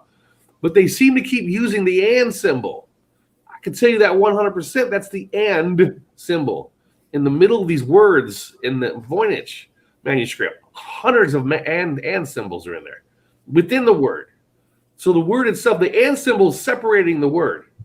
So you have one sentence of a set of words, then it'll say something, then an and symbol will be there, and it keeps going. So it's a sentence within a sentence. It's separating the sentence in the word. The word itself is two sentences. And most words are spelt. We spell our words like little witches. We write in cursive. And yeah, if you break them down to syllables, they each mean a different seance, a different chant. So yes, the and is just breaking it down to farther than our language ever cared to go. So I think that's truly fascinating. Now, Yeah. do you guys think that society is trying to dumb down people now? Because Yeah, that's why they get rid of school is cursive. not even teaching cursive anymore. Yeah, that's why they got rid of cursive. They got rid of cursive. So there's the and symbol right there. You just put your thinking on. They got rid of cursive for that reason. That's funny. And the and symbol, that's weird H beginning symbol, the weird H beginning symbol, it could also be an and symbol, but it's a capitalized and symbol. You understand what I'm saying? So it's starting, the sentence is starting with and, a few words, and then within the word it'll have the lowercase and then it'll have another few words. So the word itself is like 2 to 3 different words. I know it sounds weird. That's what I'm getting from it. That T shape at the beginning of each sentence, they keep having that thing consistently through it. I think that's the capitalized version of and. That's what I'm guessing. See, there And it of is. course, the Centauria is the mentions of the Centurions, which is very, cool because they are ultimate warriors, but then there's different otherworldly representations of them. I know Michael Fassbender was in a movie of them, and they had different sixth senses. They were just closer with this earth. So again, Danny was saying he doesn't agree that it's like a guide to birthing. I think it's just a guide to nature and existence, and coming with that becomes, of course, reproduction. So how to survive and how to continue on. I mean, he could be right. I mean, let's reverse it.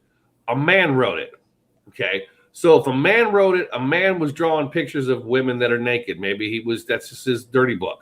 He has a bunch of women in a bathtub that's green. Why green? Well, they've got the color blue. Now they've got the paint colored blue. They could paint it blue. They could put naked women in blue, which is the color of water. But in this case, they put it in green. The same green color in the pigments that they use for the plants and seaweeds and aquatic plants.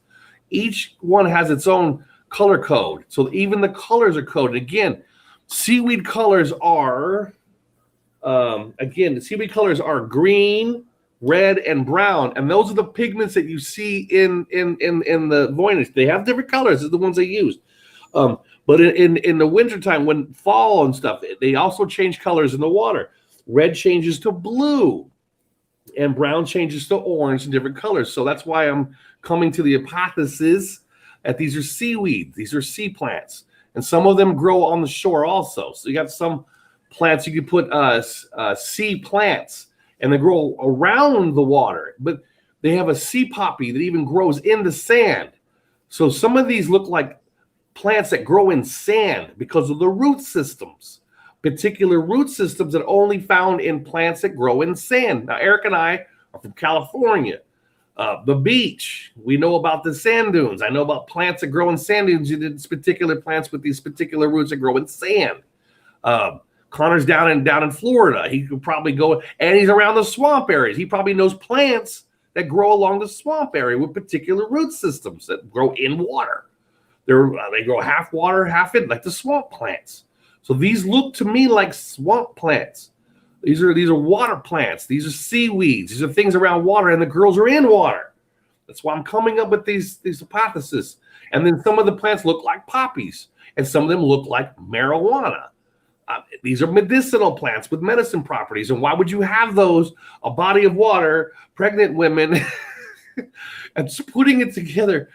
But I could be wrong. It could be a men drew it. 5 different guys drew it. They like big pot-bellied women who sit in dirty green water. Okay, I get that too. I guess that could be it too. Well, it's better than yellow water with men, right? When they have the pigment blue, they control, but that's okay. You But see these yellow look water, like- you gotta get the fuck out. But these look like swamp plants, aquatic plants that grow around water. And there's a lot of depictions of women in water. And the moon. The moon is representative of the menstrual cycles. It's all like basic. It's all intertwined, aka graft, like a satsuma, man. It's a seedless orange that doesn't naturally occur. You have to get there. Yeah, look at that sativa. The yellow sativa is that a definitely it's got to be some sort of it's got to be some sort of plant with some properties to it, especially with sativa in it. It's all calming and healing, and it's magical. Yeah. I mean, I guess they could have did a whole manuscript of just naked women and houseplants. If you guys just want to settle on that, that's okay. It's fine. But I tend to think of something else. A bunch of men smoking marijuana, watching pregnant women in green water. That could be the number 2. And these could be descriptions of the plants, you know. They're talking and they're just plants that they use, medicine plants, medicinal plants they use in the water.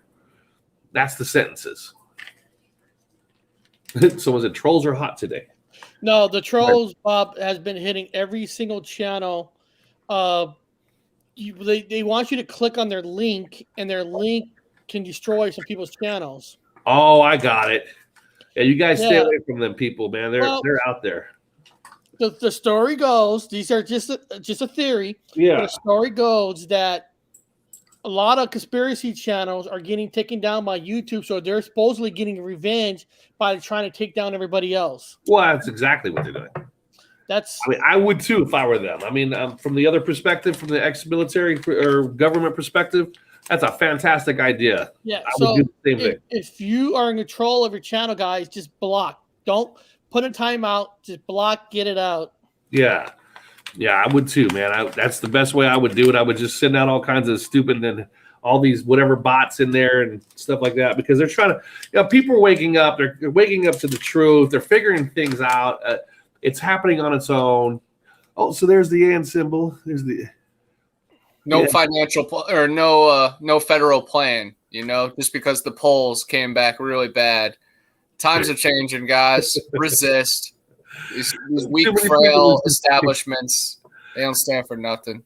Well, they think that they can manifest. So these Rh negative royals, which are anybody and everybody in power right now, all of Congress are related. They're all cousins. Think they can manifest. The only ones that can, but they're realizing that they can't manifest. that some element out there is also manifesting against them, which is hilarious. Yeah. Like you're not being able to manifest. Sucks. It's snowing again. God damn it. Oh, feel good about it. It's snow. I get paid Friday, so I'm gonna have a bong. But until then, I got the thing is, every day that it's snow, I can't go to work. So I'm losing a lot of money this week. Sucks, man. I'm sorry to hear that. Shit. It is what it is, right? I mean, I can't control the weather. I'm just poor. I have nothing. So I have nothing to be worried about. Here's I saw a trailer of a new disaster movie. Something about an alien is making the Earth move closer to Earth to total destruction. Well, you certainly got storms going on. Lots of them. Lots and lots and lots and lots and lots of storms.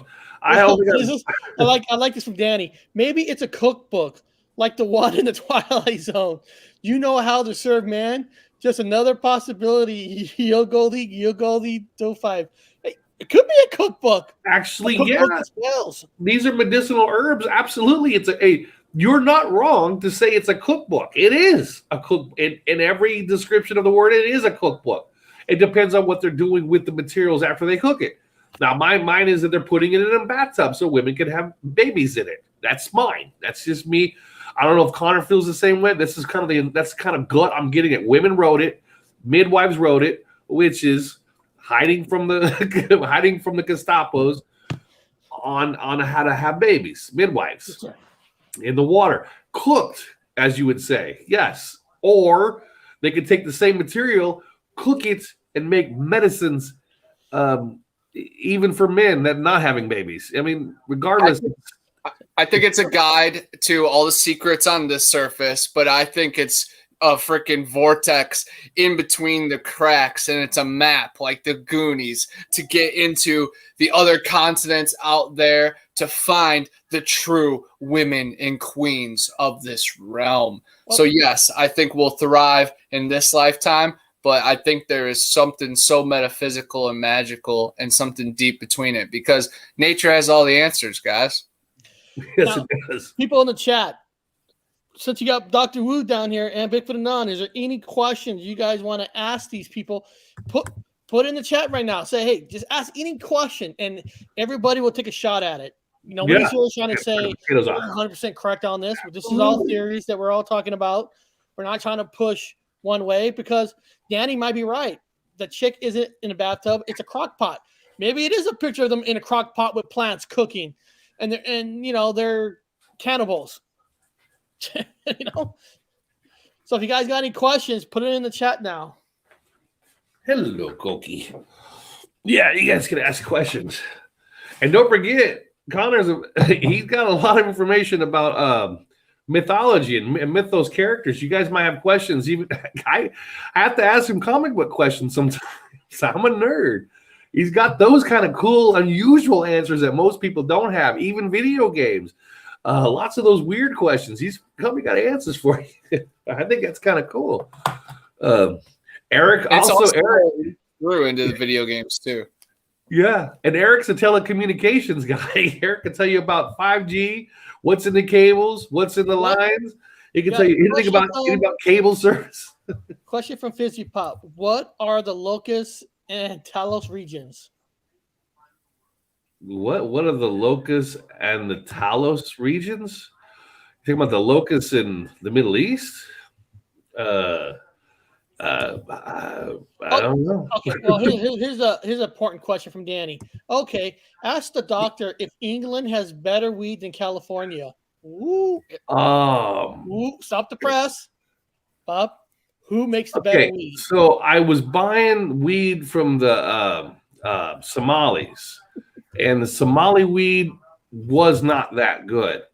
But I don't want to give away my source. There was an English gal, a regular Caucasoid English gal, white gal, who sold me some fantastic stuff. Now, I couldn't understand a word she said because it's like something out of like Mary Poppins. But I mean, she had a serious accent. I mean, it was so growl and cool, like something out of a movie.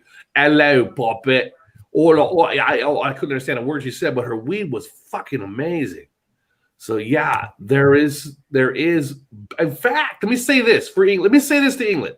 I'm gonna give you guys my honest opinion about marijuana. I've had better pot in England than I did in Amsterdam. Amsterdam's weed was not good. I was all over smoking. I'm like, this is like fucking smoking a haystack. Their quality is shit. I'm just gonna say, England's homegrown chronic is better than Amsterdam's. There you go. But is it better in California? There was one bud I had here in California that was good. The rest of it's mild to mellow. Better stuff up in Washington. So I've had better weed from Washington than I did from California. Here's a question. What's everyone's favorite strand of weed? Good question. I like Gorilla cookies. If you guys know what that is. I like Gorilla cookie. I'm a big Gorilla cookie fan. I'm a White Widow guy. White Widow. A widow. And the Alaskan Thunderfuck is very cool. Now, what is this here? Gypsy Road, EW. What's going to happen very early next year when we all go 5G? Oh, man, don't get me started on the 5G talk. We'll do another show, Texas Danny, on the 5G because I still got to set people straight. There's way too many stupid-ass conspiracies about the 5G, and they don't know what the fuck they're talking about. And the reason I know is because we should install fiber to these towers, the 3G, the 4Gs, and some of these 5G. Some of these conspiracy theories is way fucking whacked. It's not killing birds. It's not causing fires. But we'll save that for another show, Texas Danny. We're going to save that. Because Bob actually last week, believe it or not, Texas Danny, Bob goes, Eric, we might have to bring up the 5G topic again because it seemed like it's kind of exploding again. Building up again. Now they're trying to telephone companies are telling people to get 5G for their house. Yeah. Get rid of cable, go with 5G service. And now a lot of people are saying, well, that's just so they can spy on you. We'll wait for another show, but I'll correct you guys on that. They're spying on you now. guys. They've got the backdoor program to all this shit. Believe me, hacking in this place, in here in the Mandela effect comic book place, whatever it is, hacking is easy. I mean, it's fucking they moved up so fast in this place with technology that they forgot to put down fail safes. They're easy to get, so easy to hack here, man. Especially if we have a landline. Well, people don't if you have a understand landline, you can hack. It's not even a conspiracy. The idea of having faster speeds is so the camera systems and everything for the government to be better, easier to spot, easier to find, clearer pictures and all that. And believe it or not, 5G is not the highest, people. These phones got up to 7G. They have a certain amount of years. They put one out is to make money, because next year, in 2 years, there's going to be a 6G. And guess what? To use 6G, you got to buy a 6G phone. They actually have speeds that can go up to 7G, 8G, 9G. Because think about it. All the towers are run by fiber. And you're just wirelessly connected to a tower. The speed is already there. They just use it to sell, make you buy more products for that 5G. Because watch, 2 years, 6G. 2 years, 7G. I'm sorry. We got to say that for a show. Let me tell you guys one little secret. You can hack a computer using its own plug-in. To plug it into the wall, you plug it into the wall for electricity. You can hack through that. You can hack through the plug-in. I know it sounds Danny, cable companies are not watching you through a cable box. Tell your girlfriend. I know. I was a manager. I wish I could say, yes, they can. Right now, they can't. We're just doing it through your phones, your electronics. If it comes out of China, they've already got the back door for it. And then anything with the light, they can do. Yeah, they can. You can hack in. Everybody is compromised. That's why I tell everybody, be careful. Everybody's shit is compromised. They were in my stuff. They're always in my stuff. I know that I set traps. I'm a computer. I could fucking triggered tenfold. Shit. Going through everything. That's why I always look at granny trannies. And the weirdest shit confuses the hell out of them. Ooh. And chicken breaking out with Rob, I think Fizzy Pop is just fucking with you, because she's writing, what are the locals and telos regions of isoritic hyperdimensions? I don't believe in any of that stuff. Retro causality. We're in the Matrix. Hey, I'll tell you what, Brown Dwarf. I haven't done a show about the new Matrix movie, but the new Matrix movie, I don't know, man. I'm sorry. I don't know. Neo fucking making video games and the Time Warner. It's just like it felt like that movie felt like they were trying to sell Matrix games and Time Warner than actually concentrating on the movie. I don't want to get into it, but I didn't like the movie that well. What it did was, I can tell you guys in a nutshell. Here's my opinion on that one since we're on the air. Okay, so the original series, they were in 1990s. They were in the 90s. So all the technology, even the phones, they have phones like regular dial-up phones with a cord. It was the 90s technology. So in the news Matrix, if you watch the new Matrix, guys, it is what is now presently in front of you. It's cell phones. Everything is through the air. No more hard lines. So the difference is hard lines, Eric's 5G. So in this place, what you have in the new Matrix is a reshift. And the reshift is reflective of what we have now and presently. That's why a lot of people are getting alarmed about the Mandela effect, or the movie Matrix movie 4, because it reflects now. Less people are everybody's in the phone, and even the Merovingian, whatever the French guy, the Frenchie was angry because when Neo reset the whole fucking thing, now we have more technology, and technology is killing society. In the movie part 4, just like it is here. So the Merovingian and whatever, he's like, you ruined it. Nobody reads books. Nobody has culture. Nobody has conversations. Nobody goes to restaurants anymore. Nobody gets together in fancy groups. Nobody gets in hippie circles. Everything. Nobody gives a shit. Everybody's in their phone. And in the Matrix 4 movie, everybody's in their fucking phone. I want to talk about this real quick. She wrote, anything digital is hackable. Actually, it's reversed. And what I mean is, It's reversed. Analog. The reason, like the radio station or radio has gone away from analog and all went digital is because the government took away the analog because the government wants the analog space. Digital. So, for example, for every one analog channel, you can make, depending on how many digital bits you're using, you can make 10 digital channels to every analog channel. Okay, and a digital channel is easier to make codes. Remember, guys, back in the day, remember the hot boxes? Everybody used to have a hot box on analog. You used to be able to watch pay-per-view, porn, everything. fights. They went to digital because they decoded every second of the day. Digital decodes itself. So it's harder to hack digital versus analog because digital allows them to switch codes easily. Yeah. So now the government can actually switch codes on you faster, and it gives the government more space to use the analog for whatever they're using it for. Yeah. So the more conspiracy is actually in the analog than the digital. Now, I'm going to tell you guys, I'm going to give you guys a nutshell for those people that think like I do and are not very smart. I'm going to give you guys a difference mechanically from digital to analog. Okay. Now, analog, well, I'll go back. I'll go to digital first. So digital, think of digital as an aquifer. It's a barrel or an open crevice with water that's rushing down. It's going on its own. It's rushing fast as shit.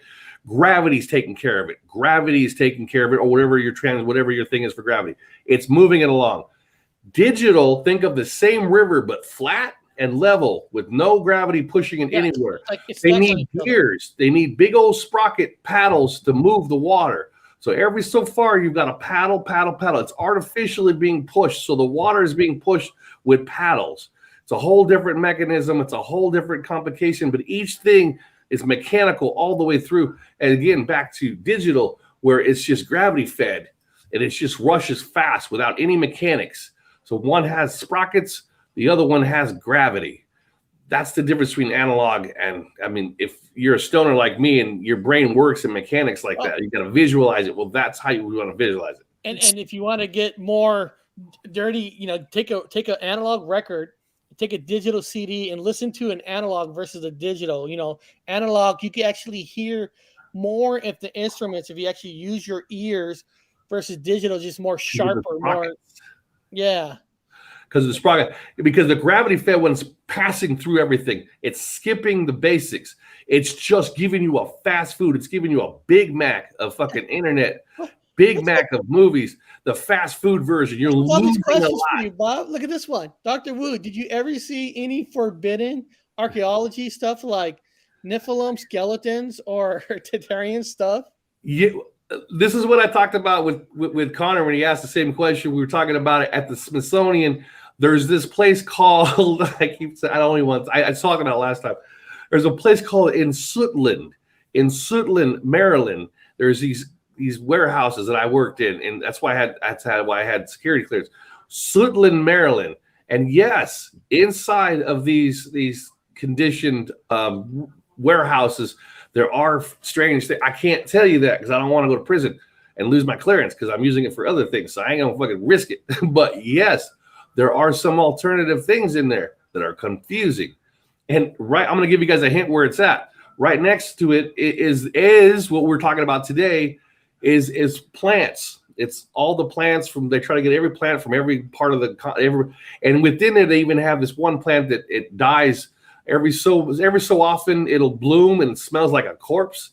It smells the whole fucking area up like a dead body, but it's the plant that opens up. It opens up every, I don't know, like decade or so.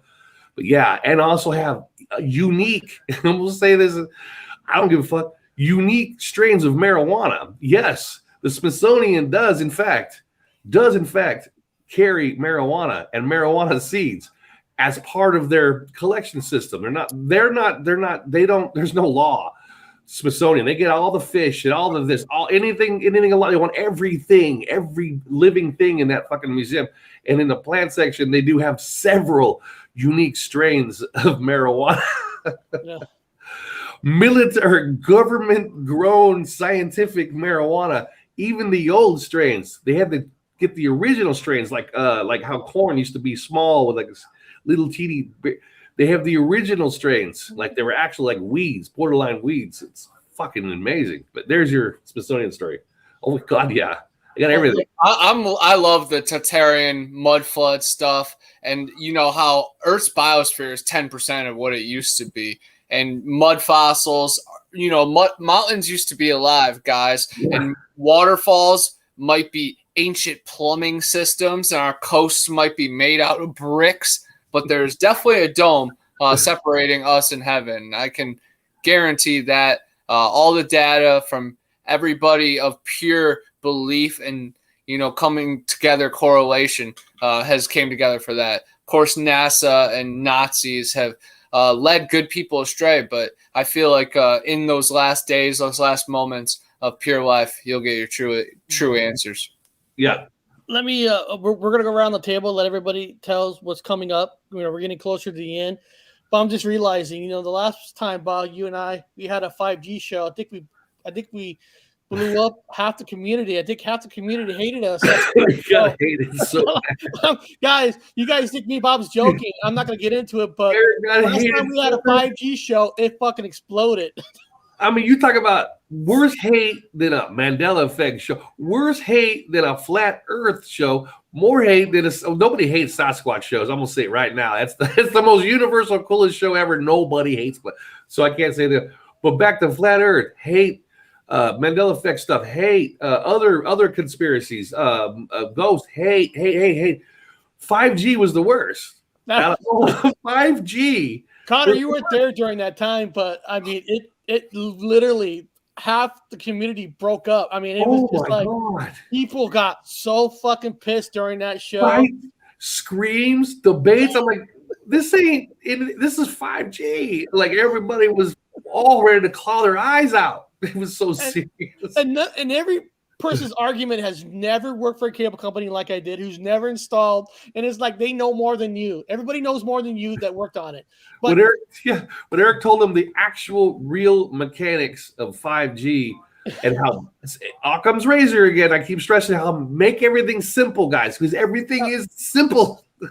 Let me tell you guys what's coming up this weekend for New Year's. I am actually doing another 24-hour show, but let me tell you guys how it's going to work real quick. Last weekend, I did a 24-hour show. We had to use StreamYard, and it actually worked all the way to the 23-hour. But what happened was when the video was over, it went to a processing, and the video link went away. Nobody could watch it, so I moved it to private. Now, to do this, I actually so far have uploaded an 8-hour part 1 and 8-hour part 2. I'm downloading tomorrow 8-hour part 3. So 3 8-hours videos uploaded that makes 24 hours. So it's like 3 shows that makes 24 hours, and it's 24 hours of Bigfoot footages from around the community. Now, some people in the community will not allow me to use some of their stuff. They said nope, we're using it to make money. That's fine. So the people you'll see on this 24 hours are the people like, hey, just show my stuff. Yeah, get me information. And if people see it for the first time, and because I put the link, I put the name of the show or the video and the YouTube channel who does it. So, you know, and it's just 24 hours. Have a good time. That's what I'm doing. I'm almost done with part 3. And guys, I'm telling you, it's a fucking lot of work. I'm telling you, it took a lot of work. It's and all that. So that's what's going on. So Connor, what do you got going on this week? I know you're going on some shows tomorrow morning. I think I heard. Yes, the Chad Smith podcast. Do you want to try to pull it up real quick? Is it called Chad or Chad? Chad. Chad Smith? Yup, the 2 most common generic names, but he is far from that.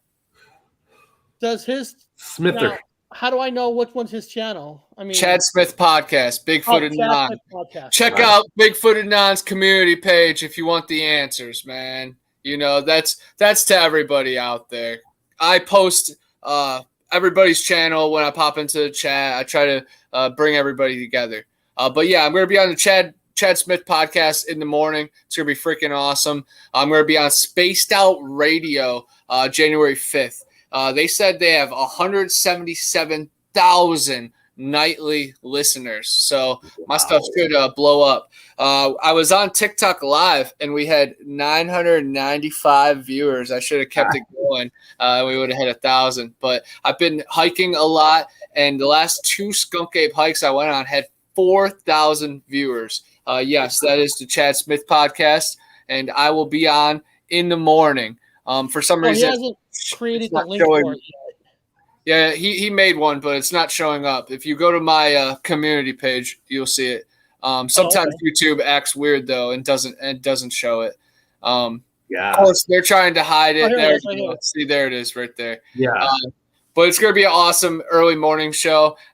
Even if I fell asleep in 60 seconds from now, I'm still gonna only have like 6 hours of sleep, but that's more than enough. I'm gonna end up probably watching Avatar tonight and knocking out a few chapters of my book. But after the podcast, I'm linking up with Jack McClellan, and we're actually going to be hiking and filming for maybe a future documentary. But he just got new gear, so we're going to try to make kind of like a really short film, like something like a minute long.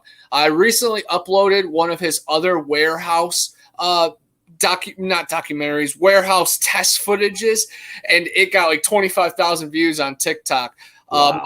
My footage with Flat Rock Booger has 1.5 million views on TikTok. I just hit 33.3 thousand followers. 33.3. Yeah, it's really blowing up. But it's really cool how I've like set mental goals for myself. I was like, man, I want to hit 15,000 before 2022. And then once I started blowing up, I was like 20K. And now I'm like 35K. And I have big goals. And then, of course, January, I'm speaking at the Great Florida Bigfoot Conference. And that's going to be awesome. I'm on the flyer. That kind of blew my mom's mind because she's a big Expedition Bigfoot fan of Maria Mayor, the blonde girl who's like the monkey doctor scientist, and I'm going to be right there alongside her on stage, so it's going to be real dope. Hopefully it provided some clarity to her, but man, I'm really just pumped for the future. Of course, got Void Cat. It was an honorable mention and a finalist in a new video carnival. We submitted it to a bunch more film festivals for early 2022.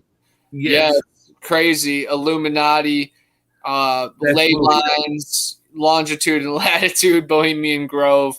I am trying to fight back against, these nefarious tendencies in Hollywood. I was just in a movie called Zillafoot. It is revolutionary. Get it at Walmart.